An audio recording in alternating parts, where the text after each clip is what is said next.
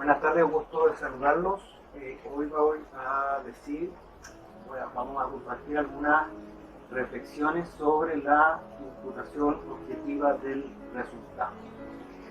Bueno, por definición, la teoría de la imputación objetiva es una teoría que todavía se encuentra en construcción, si es que no podemos afirmar que se encuentra en permanente construcción, y existen detractores tanto por doctrina moderna como por doctrina que podríamos llamar históricamente trasnochada, pero básicamente la mayoría sigue, pienso que con buen criterio, afirmando que en los delitos de resultado material hay que imputar objetivamente los resultados a conducta.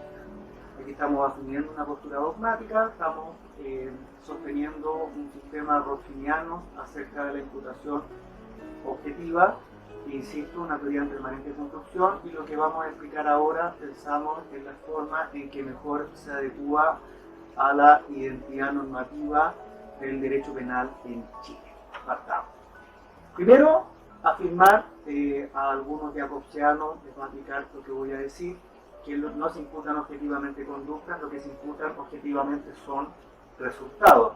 Básicamente, si queremos hablar de imputación objetiva de conducta, a lo que nos vamos a referir es a juicio de tipicidad. Como lo que se imputan objetivamente, en realidad, según nuestro parecer, son resultados. Básicamente nos estamos refiriendo a delitos de resultado material y no a delitos de mera actividad. En los delitos de resultado material podemos decir que son aquellos en que es separable espacio-temporalmente el resultado de la acción, por ejemplo el homicidio, el aborto, las lesiones. Y los delitos de mera actividad son aquellos en que no es separable espacio-temporalmente el resultado de la acción, por ejemplo la violación de morada. Lo relevante, a modo de ejemplo, es que los delitos de mera actividad, según la mayoría, no es posible identificar hipótesis de delito frustrado o de tentativa acabada.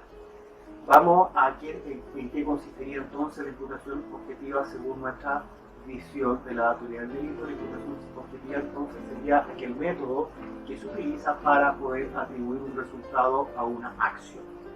¿En qué delitos se ocuparía? ¿Cuál sería su ámbito de operación? Los delitos de resultado material. No confundir con los delitos de resultado, que es una impropiedad, es una tautología, porque todos los delitos son de resultado, puesto que todos los delitos exigen una lesión o puesta en peligro de bienes jurídicos, concepto con el que se identifica el de antijuridicidad material. Por lo tanto, todos los delitos exigen o exigirían un resultado.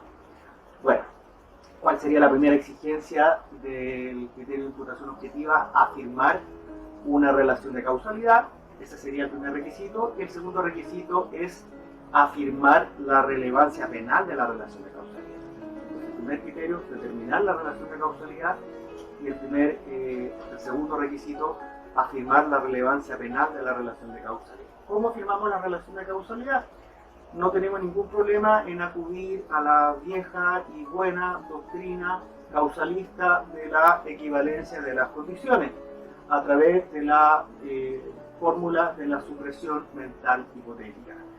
Fórmula criticada, pues que toda condición sería causa, en el sentido que suprimida mentalmente una condición, si se suprime también el resultado, esa condición sería equivalente, y al revés, o por exclusión, si suprimida mentalmente una condición, no se elimina el resultado, esa condición dejaría de ser equivalente. Por ejemplo, de condición no equivalente, que más da matar desnudo o vestido, no podemos afirmar lo mismo, a modo de ejemplo, en el caso de una violación. Problemas de esta teoría, y es por esta razón que nace el segundo grupo de requisitos consistentes en determinar la relevancia penal de la relación de causalidad. El problema sería en que toda condición equivalente sería causa, y eso conllevaría a soluciones infinitas o conllevaría a soluciones absurdas. Por ejemplo, en el homicidio es condición equivalente el hecho que el homicida haya nacido y que el padre del homicida haya nacido, y un largo etcétera que lleva a soluciones absurdas o a soluciones que tienden al infinito. Bueno, segundo grupo de requisitos, aquellos que se refieren a afirmar la relevancia penal de la relación de causalidad. Y aquí existen varios criterios normativos de imputación objetiva. Es aquí donde vienen estos criterios normativos correctivos para restringir el ámbito de la causalidad. Existe discusión al respecto, son teorías que todavía se encuentran en construcción y que están muy lejos de encontrar un consenso, pero según la mayoría estos criterios serían básicamente dos. Algunos agregan un tercero, pero se encuentra en una disminución en el ámbito de la doctrina. El primero sería la creación de un riesgo no permitido, el segundo la realización de ese riesgo en el resultado, y según algunos la creación del riesgo no permitido realizado en el resultado se encuentre dentro del ámbito o esfera de protección de la norma. Partamos. Creación de un riesgo no permitido. ¿Qué es un riesgo permitido? Es aquel riesgo que no es punible, es decir, el riesgo que es tolerado. ¿Por qué como sociedad estamos obligados a tolerar la producción de ciertos niveles de peligro? Porque vivimos en lo que se llama una sociedad postindustrial, es decir, en una sociedad del riesgo. Por lo tanto, ¿cuál es el primer ámbito para determinar el riesgo punible o no punible? Respuesta, tenemos que afirmar la utilidad social del peligro. Por ejemplo, andar en un vehículo en la calle, sacarse una radiografía, operarse con anestesia general, hablar por celular, volar en avión y un largo etcétera. Entonces, lo primero que hay que afirmar es la utilidad social del peligro. Y después de eso, tenemos, siempre dejando claro que estos no son criterios matemáticos, no son criterios absolutos, no son criterios inequívocos, siempre vamos a poder entrar a discutir. Después de eso tenemos que determinar cuáles son las fuentes del riesgo no permitido. ¿A dónde acudimos? El concepto entra por la ventana, me lo dijo el vecino, se lo pregunté a mi amigo, no. Existe cierto consenso en determinar en que las fuentes del riesgo no permitido serían las siguientes. En primer lugar, la ley. ¿Cómo sé que puedo transitar a 50 km por hora en el tráfico rodado? Porque así me lo dice una ley, así me lo dice la ley del tránsito, por ejemplo. Entonces, la primera fuente del concepto de riesgo sería la ley, el ordenamiento jurídico en sentido amplio. En segundo lugar, ¿qué pasa si la ley no se hace cargo del problema? Por ejemplo, ¿cómo sabe el médico que tiene que aplicar cierta dosis de tal droga para poder anestesiar a una persona? Ese concepto de riesgo lo vamos a encontrar en una ley, difícil. Lo vamos a encontrar en un reglamento, no es posible, pero difícil. ¿A dónde vamos a acudir? A un concepto de procedimientos, de protocolos, de actuaciones, de conocimiento que se encuentren consensuados por un sector del conocimiento. Esto es lo que se llama la lex artis. Así tenemos, por ejemplo, la lex artis médica, la lex artis de los arquitectos, la lex artis de la cocina. ¿Cómo sé que tengo que cocinar un huevo tantos minutos con tales ingredientes para que se haga tal cosa? La lex artis. Entonces, segundo, si viéramos de ejemplo el cocinar un pez globo, si no se cocina de tal manera puede ser venenoso. ¿Eso se va a encontrar en una ley, en un reglamento? No, en la ley del arte del cocinero. Entonces el segundo concepto del lex artis segunda fuente para determinar el concepto de riesgo no permitido, la ley del arte. Bueno, ¿qué pasa si no tengo ley? ¿Qué pasa si usted no tiene lex artis? ¿A dónde acudimos? A la legislación o a la lex artis del derecho comparado.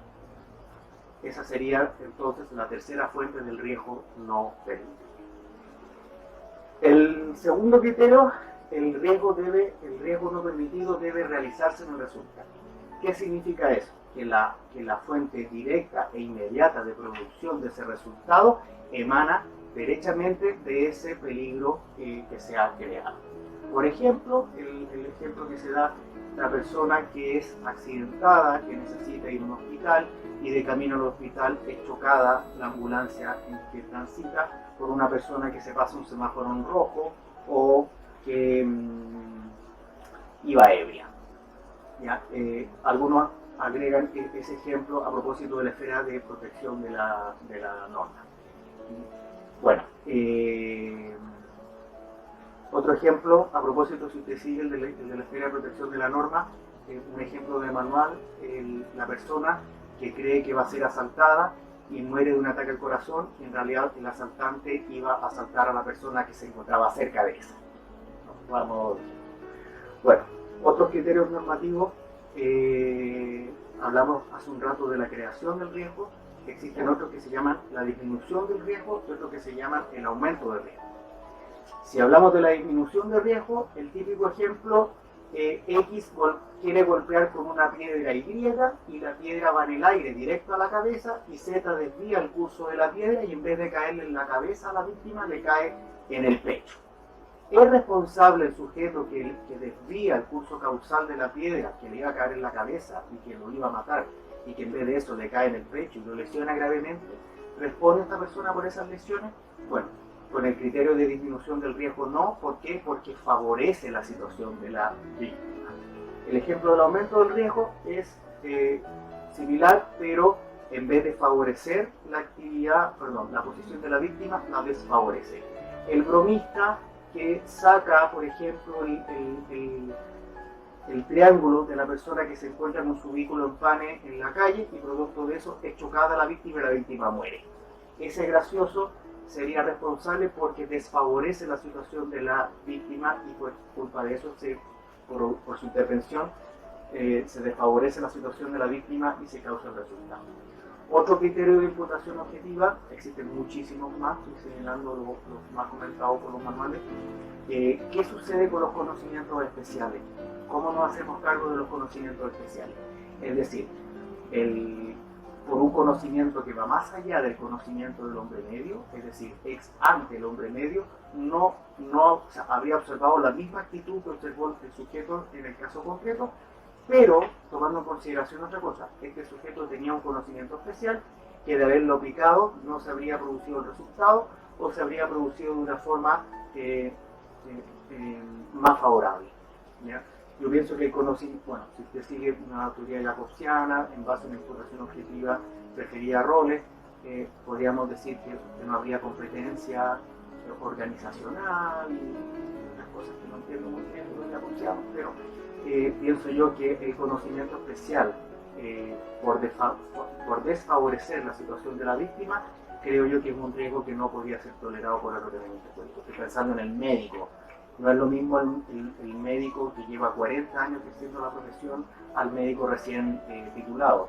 Si bien es cierto, hay un conocimiento medio que ambos deberían observar, me parece a mí que el sujeto que tiene un conocimiento adicional sí se hace responsable de otra forma en base a ley jurídico protege. Bueno, eso quería comentarles. Muchas gracias por escucharme y que tengan un lindo día.